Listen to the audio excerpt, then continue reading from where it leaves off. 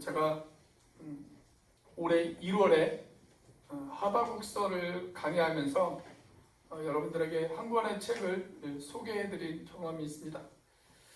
우리 시대에 탁월한 그리고 아주 존경받는 지식인 가운데 유대인 랍비 헤럴드 쿠시너라고 하는 사람이 있습니다.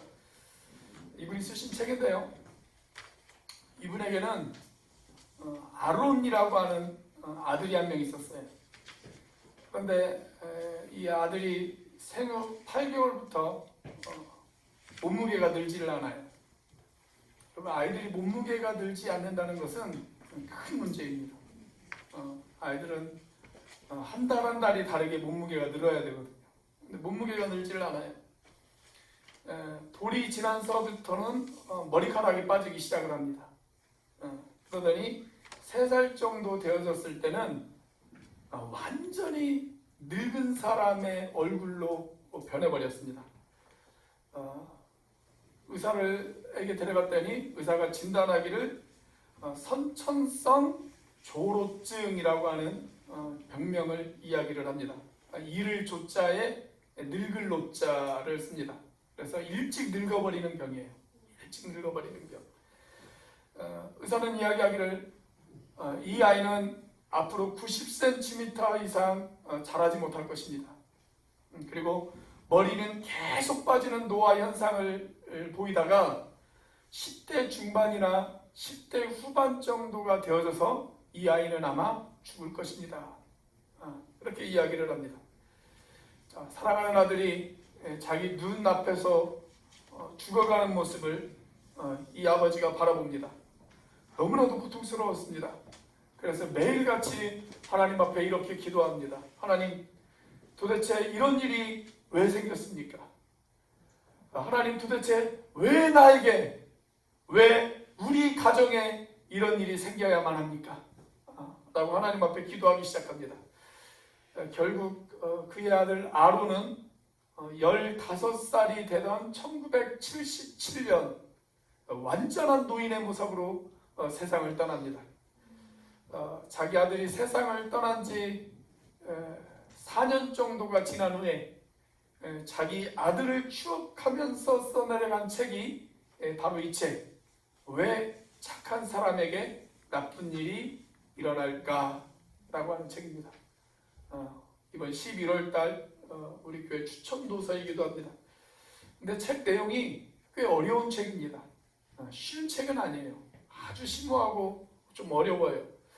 그런데 이 책이 출판되자마자 전 세계적인 베스트셀러가 되었습니다.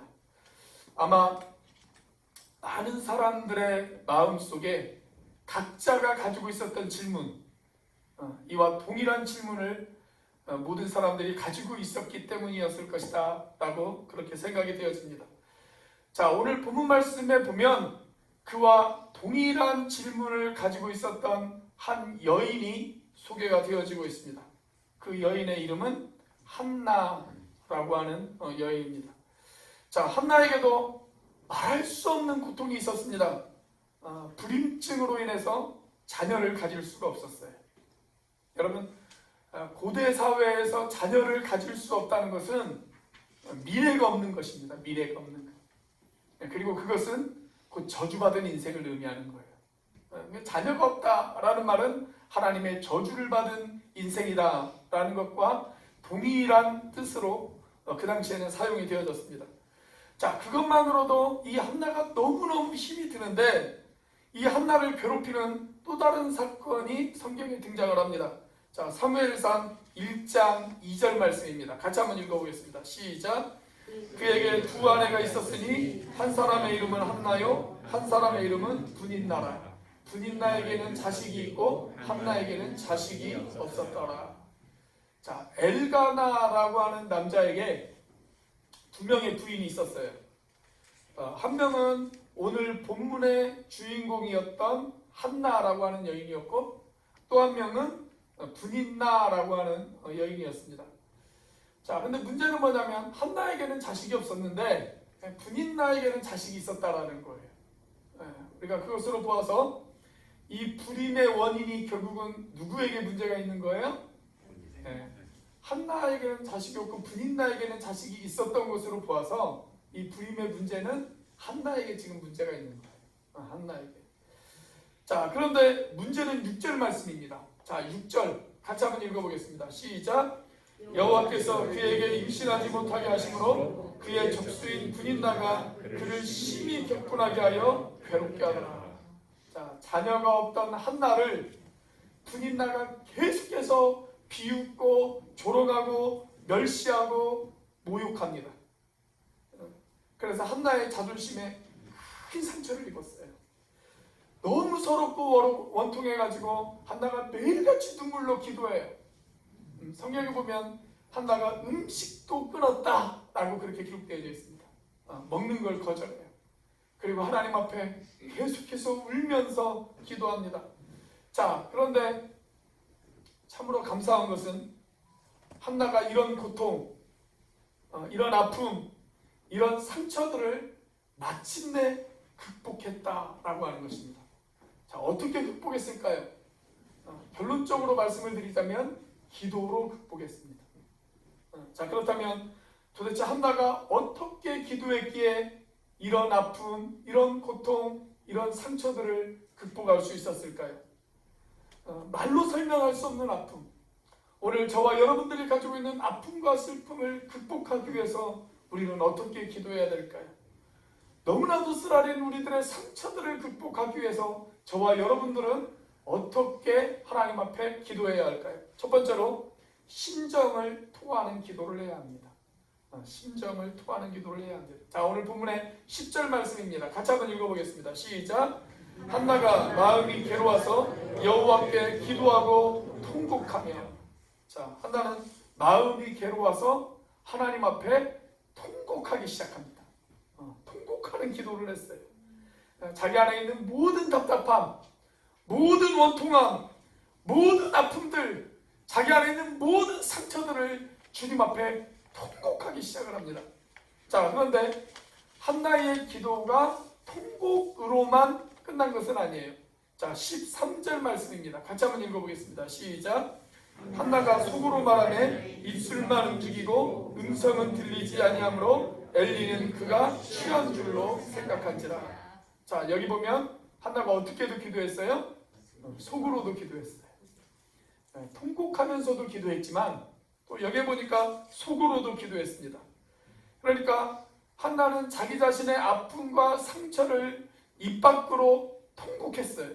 그렇게 기도했어요. 자, 그런데 또 한편으로는 그것을 입 안으로 삼키는 기도를 했어요.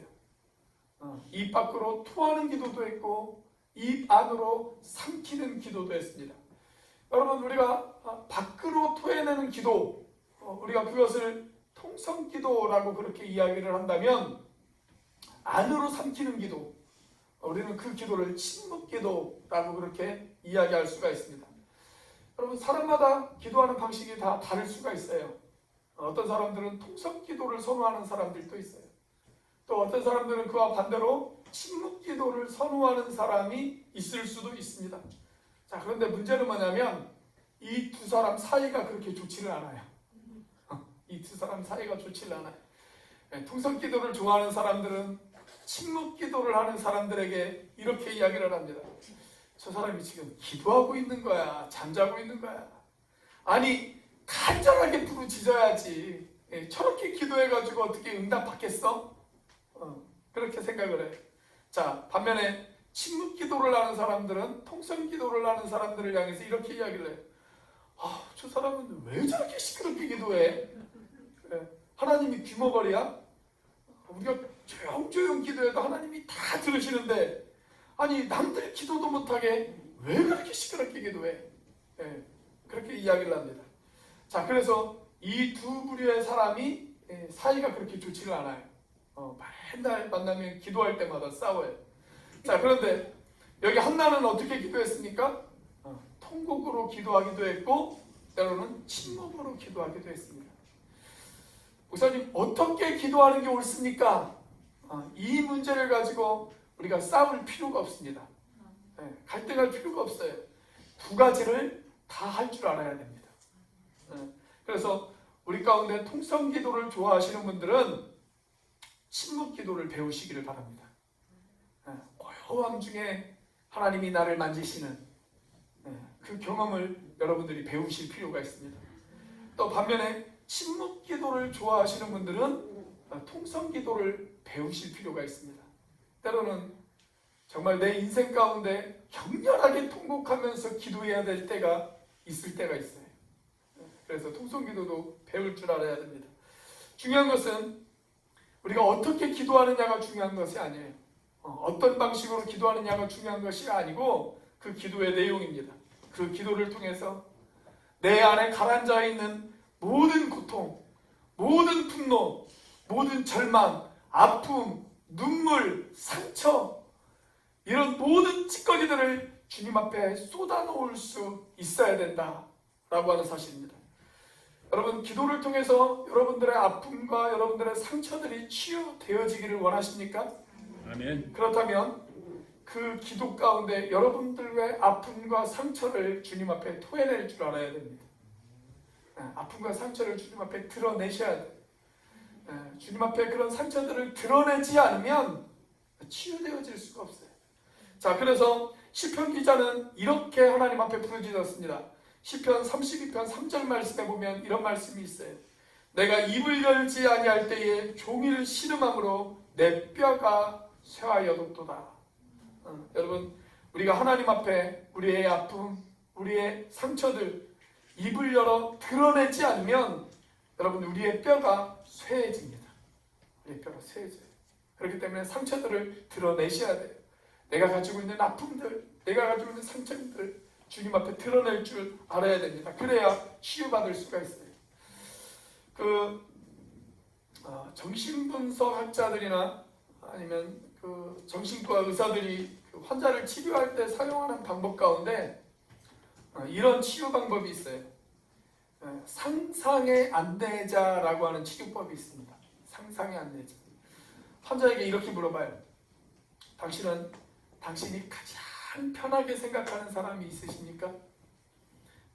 그 사람이 당신의 어머니입니까? 아니면 당신의 배우자입니까? 아니면 당신의 친구입니까?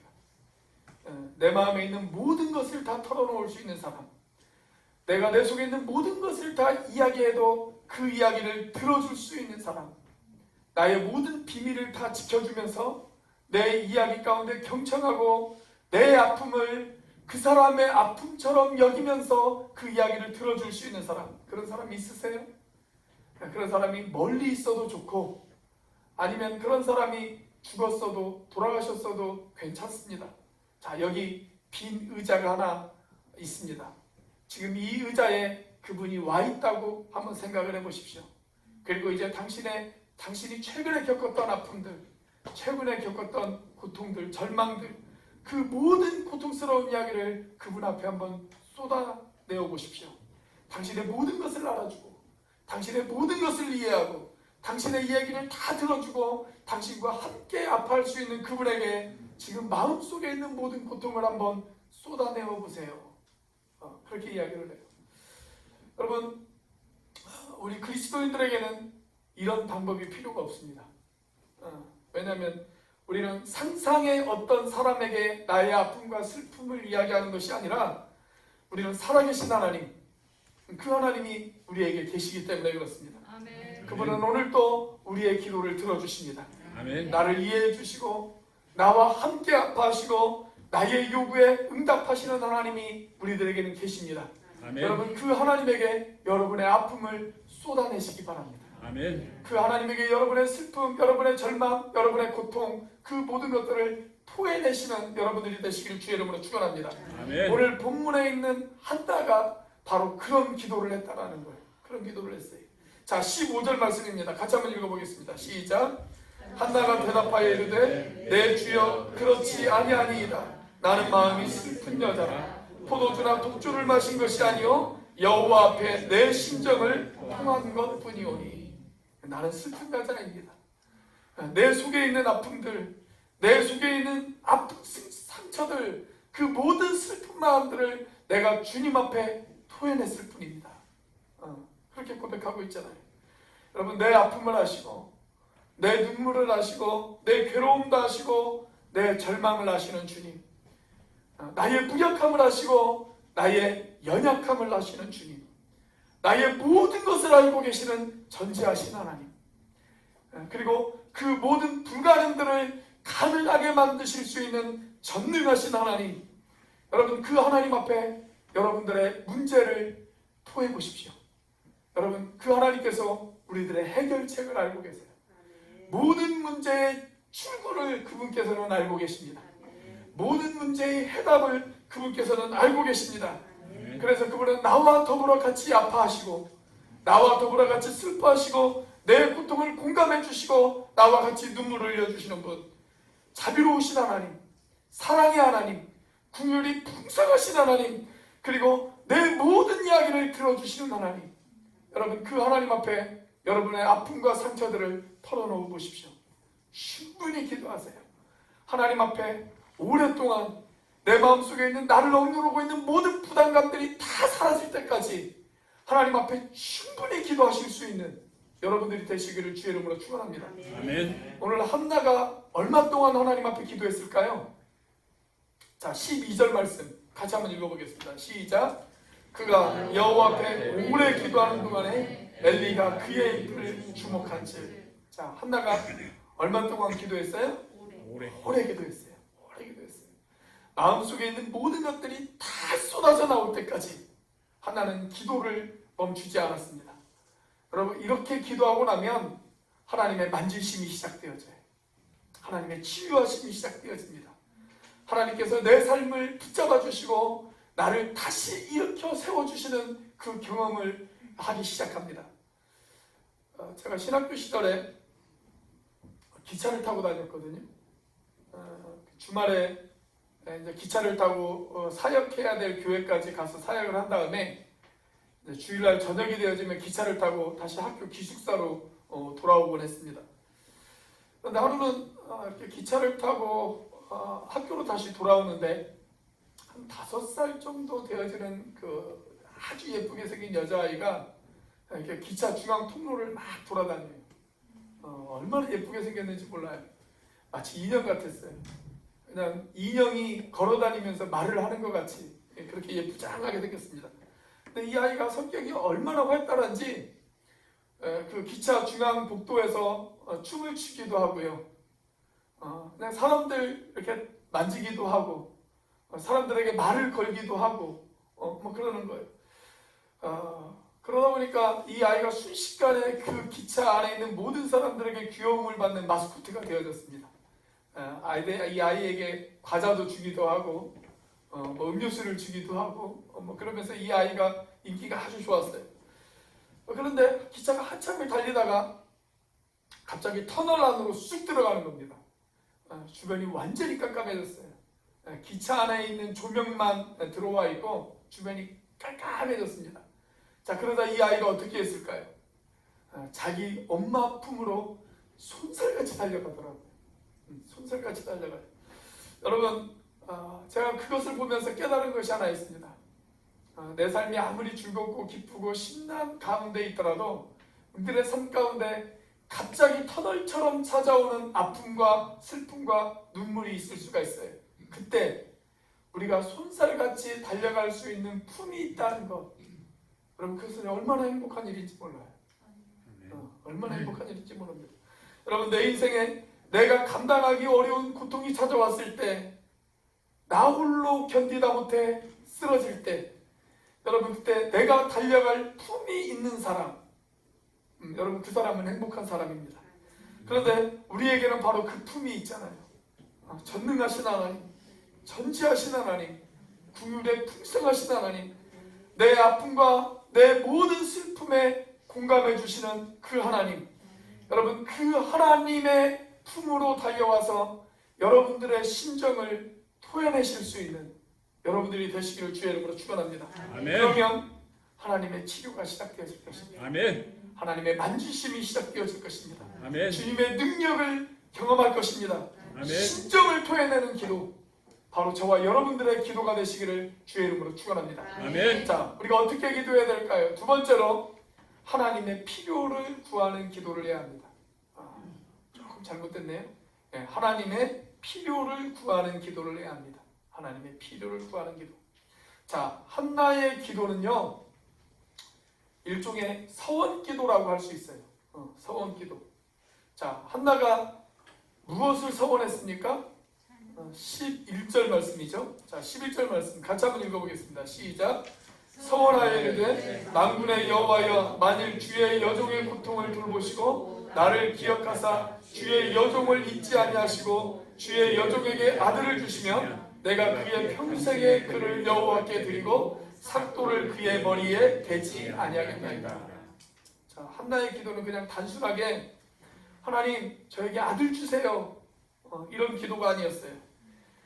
만약 그런 기도였다면 옛날 우리 조상들이 장독대에다가 정화수 떠놓고 비나이다 비나이다 하는 기도와 별 차이가 없었을 것입니다.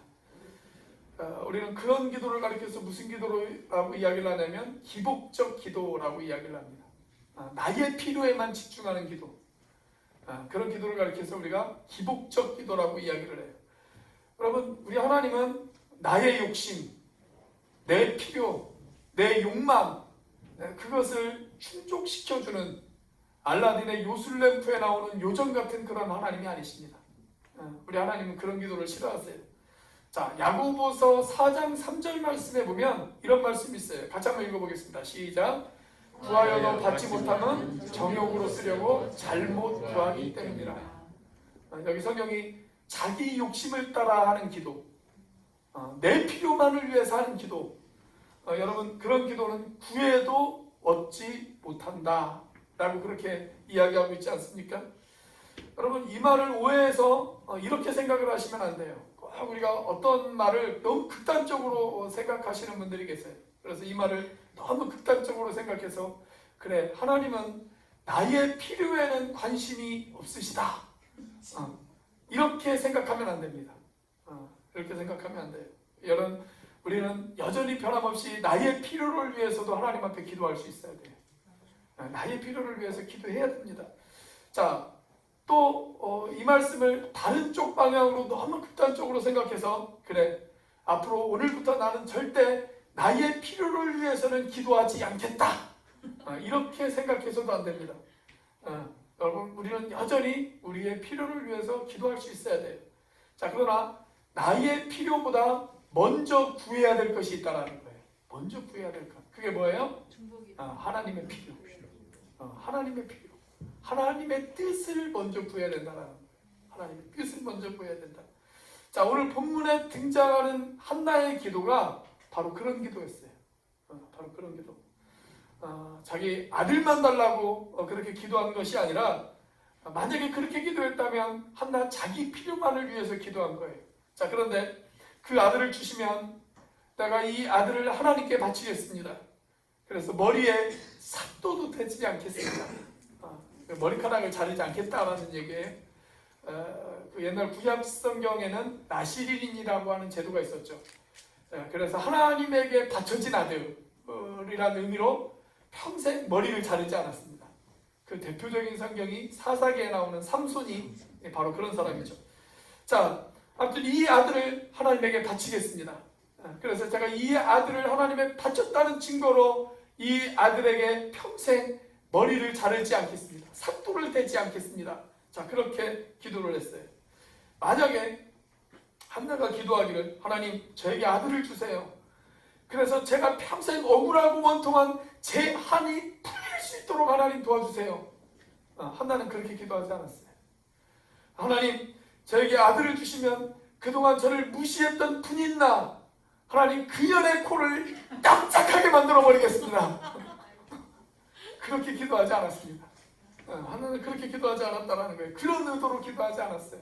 자기 욕심을 채우는 기도, 그런 기도를 하지 않았습니다. 여러분, 정말 좋은 기도는 어떤 기도냐면 기도하면서 하나님의 뜻을 찾아가는 거예요.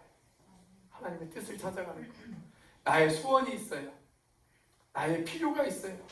내 욕구가 있고 내 욕망이 있어요. 그래서 그것을 하나님 앞에 기도해요. 그런데 기도하면서 보니까 하나님의 뜻이 내 욕구와 내 필요와 다르다는 것을 깨달았어요.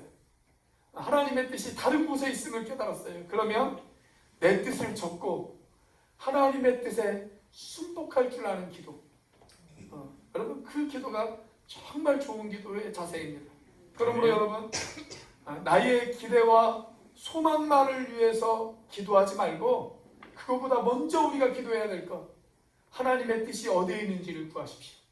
하나님의 뜻이 어디에 있는지.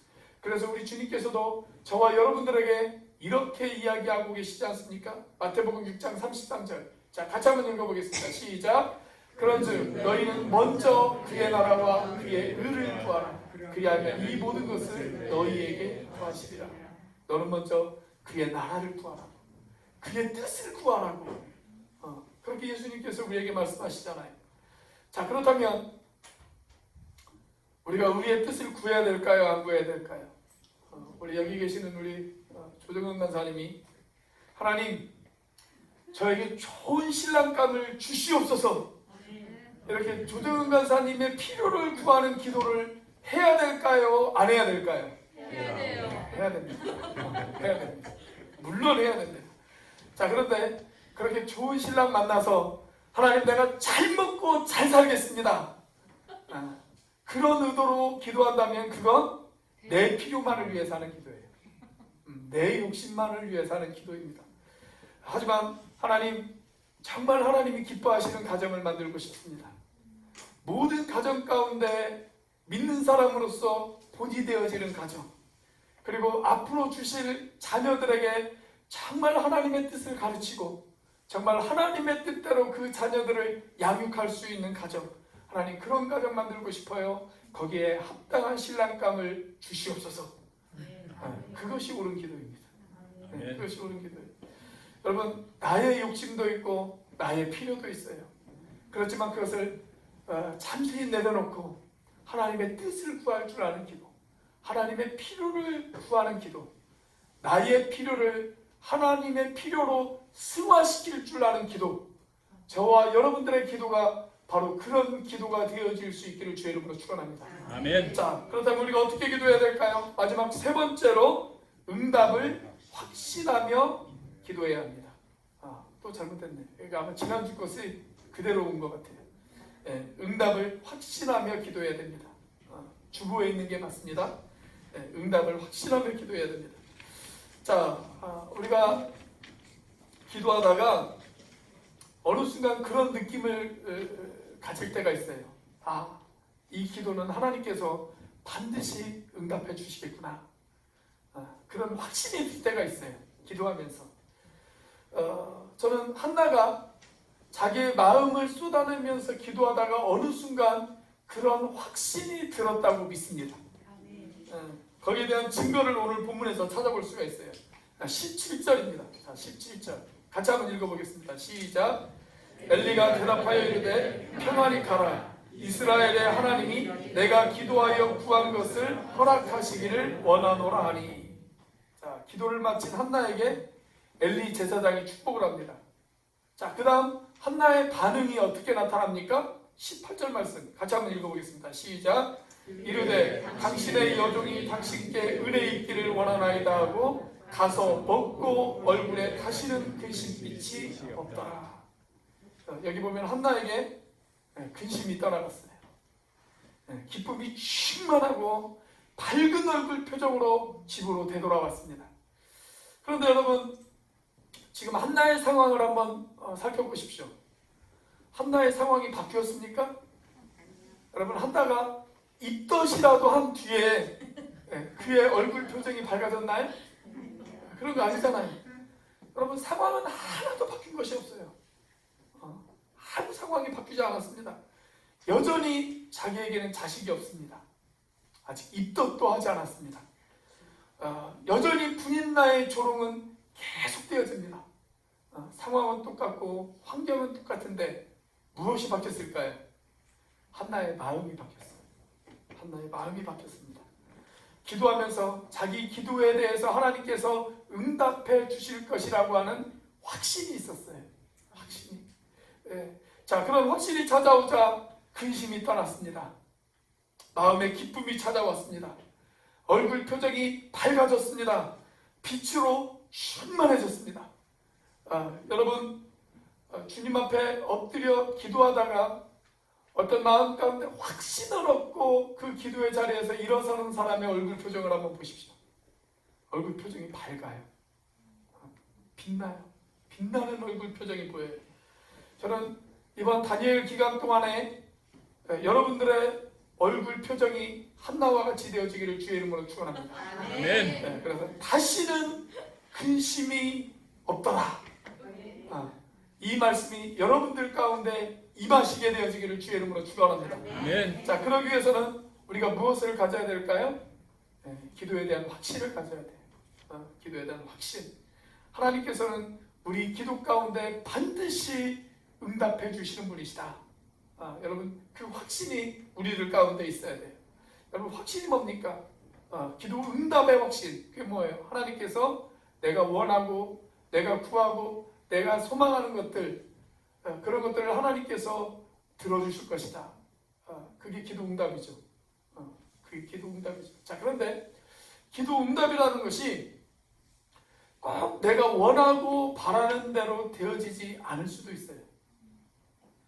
내가 원하고 기대하는 것 그대로 하나님께서 우리 가운데 기도를 응답해 주실 수도 있지만, 또 한편으로는 내가 원하는 대로 그 응답이 되어지지 않을 수도 있습니다. 그것도 기도 응답이에요. 그것도 기도 응답입니다. 나보다 나를 더 잘 아시는 주님, 내 모든 것을 아시는 주님, 그 주님께서 내가 원하고 기대하는 것보다 다른 방향으로 하나님께서 나에게 응답을 해 주실 수도 있어요. 자, 대표적인 예를 한번 찾아보도록 하겠습니다. 우리가 오늘 지금 살펴보고 있는 말씀이 사무엘상 1장인데 사무엘하 12장으로 가보시면 이런 이야기가 등장을 해요. 거기 보시면 다윗이 밧세바와 죄를 저지르죠. 그리고 밧세바가 임신을 합니다. 자, 다윗이 밧세바를 아내로 맞아들여요. 그리고 아들이 하나 태어나요. 자, 그런데 하나님께서 이 다윗의 범죄에 대해서 징계를 하시기로 작정을 하셨어요. 그래서 이 아들이 아파요. 태어난 지 얼마 되어지지 않은 아들이 병이 났습니다. 자, 그러자 다윗이 어떻게 하냐면 밤새 그 아들을 위해서 하나님 앞에 금식하며 기도하기 시작을 합니다. 그런데 여러분, 다윗이 간절히 원하고 바라는 대로 이 아들의 병이 고쳐졌을까요? 안 고쳐졌어요. 오히려 그 아이가 죽었어요. 기도를 시작한 지 1회 만에 그 아이가 죽었습니다. 자, 다윗이 그 아들이 죽었다는 이야기를 듣고 아주 흥미로운 반응을 하나 보여요. 그 아이가 죽었다라는 이야기를 듣고 다윗이 기도의 자리에서 벌떡 일어납니다. 그리고 몸을 씻고 몸에 기름을 바르고 깨끗한 옷으로 갈아입은 뒤에 하나님 앞에 경배해요.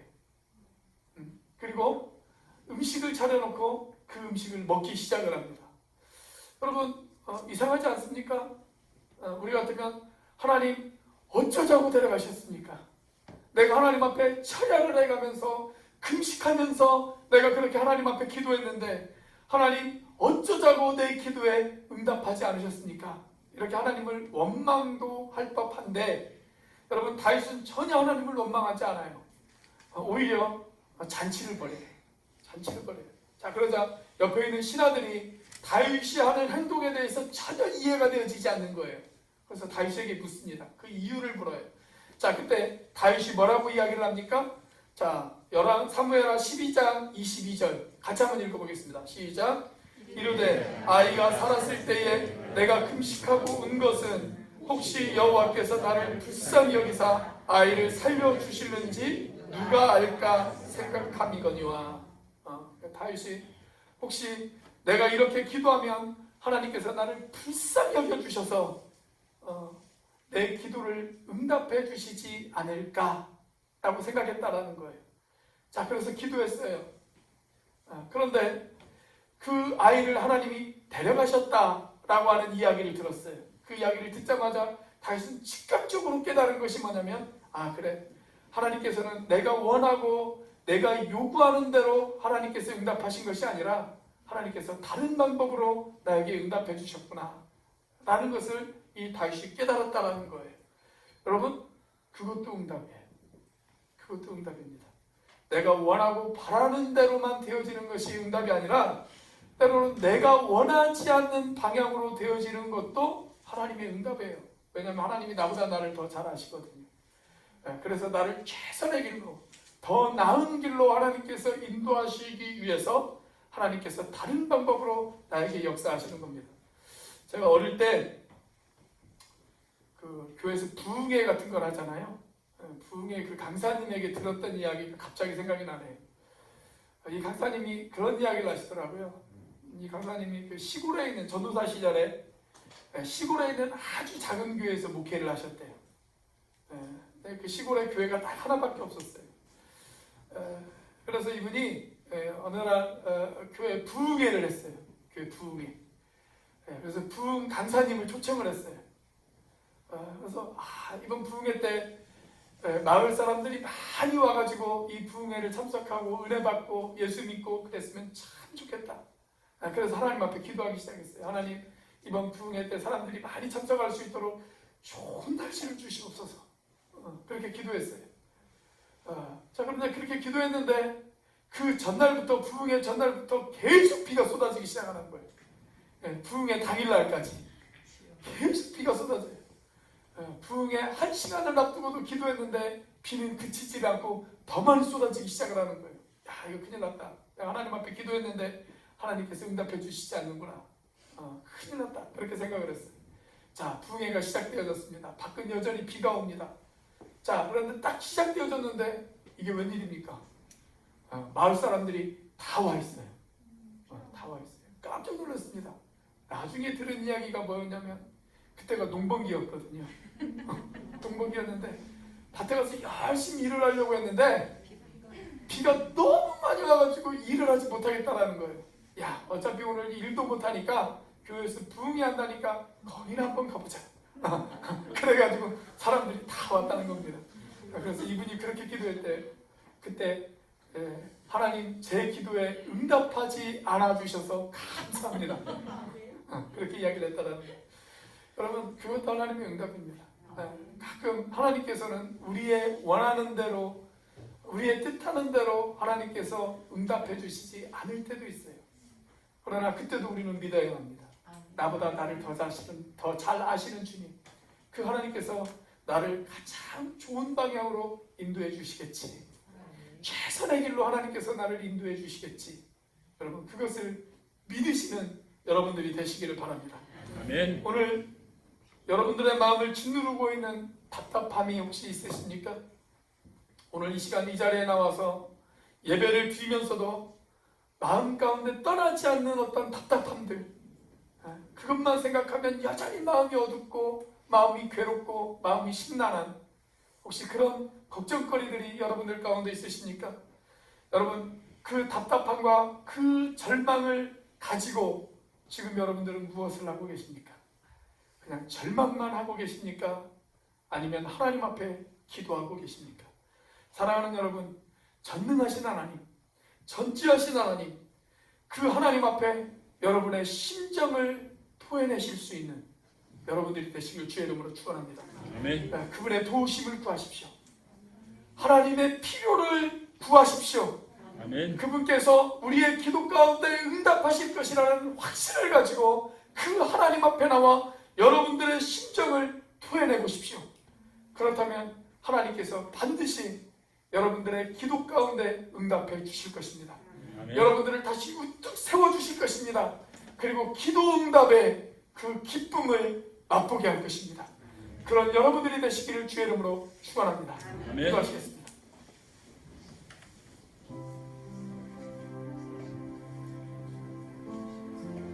우리 이 시간 함께 기도하기를 원합니다. 어떤 고통이 여러분들을 짓누르고 있으신가요? 여러분들 마음에 어떤 무거움이 있으신가요?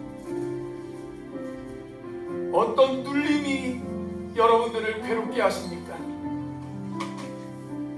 그런 아픔과 그런 상처들이 있다면 이 시간 조용히 우리들의 두 손을 가슴에 모아보시기를 바랍니다. 그리고 하나님 앞에 이렇게 기도했으면 좋겠습니다. 하나님, 나의 아픔, 나의 고통, 나의 눈물, 나의 눌림, 이 모든 것을 하나님 앞에 가지고 나옵니다.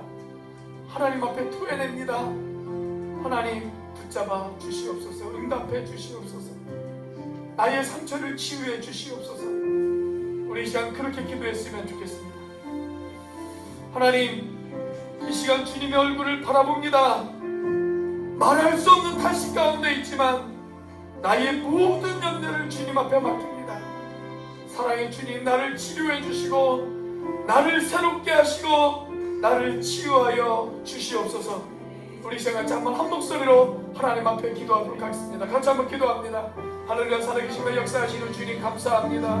아버지 하나님, 이 시간 우리들의 마음 가운데 있는 아픔들, 하나님 우리의 마음 가운데 있는 상처들, 슬픔들, 사람들의 조롱, 사람들의 멸시, 아버지 하나님의 그래서 슬프고 괴롭고 힘들어하고 있는 우리들의 마음들, 아버지 하나님 그 모든 것들을 하나님 앞에 가지고 나옵니다. 하나님 앞에 토해냅니다. 하나님 우리의 심정을 하나님 앞에 토해냅니다. 하나님 우리를 만져주시고 하나님 우리를 붙잡아 주시고 하나님 우리 가운데 역사해 주시고 하나님 우리를 새롭게 하시고 하나님 우리를 치유해 주시고 하나님 우리의 모든 것들 가운데 역사하여 주시옵소서. 하나님 우리를 붙잡아 주시옵소서. 우리를 나보다 더 잘하시는 주님, 나를 최선의 길로 인도하시는 주님, 하나님 이 시간 주님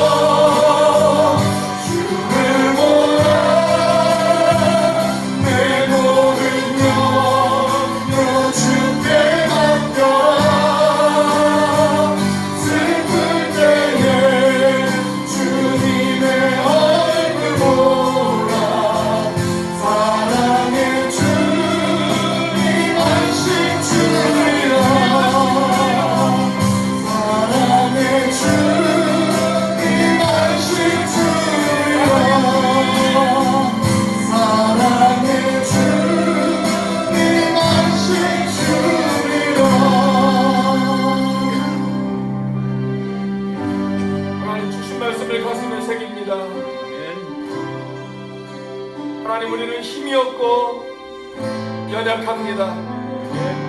우리는 오늘 또 넘어집니다. 오늘 또 세상에서 시달리고 있습니다. 하나님 이 시간 눈을 들어 주님을 바라봅니다. 응답해 주시는 하나님께 우리의 심정을 토해냅니다. 하나님께 부르짖사오니 짓누르고 답답한 모든 장애물들은 예수의 이름으로 명하노니 따할지어다. 우리를 힘들게 하는 모든 문제들, 가정의 문제들, 경제적인 문제들, 건강의 문제들, 자녀의 문제들, 사람들과 관계의 문제들, 이 모든 문제들아 내가 예수의 이름으로 명하노니 따라갈지어다. 주님의 치유하심이, 주님의 만지심이, 주님의 역사하심이 이 시간 우리 가운데 임하여 주시옵소서. 이제는 우리를 위하여 십자가에 달리신 성자 하나님의 은혜와 그 독생자를 죽기까지 내어주신 성부 하나님의 사랑과 지금도 그 사랑을 깨닫게 하시고 충만하게 하시는 성령 하나님의 교통하심이 기도를 통해 고통을 극복하기를 원하는 우리 오늘의 형제자매들 머리 위에 지금부터 영원까지 함께 하시기를 예수님의 이름으로 간절히 기도하옵나이다. 아멘.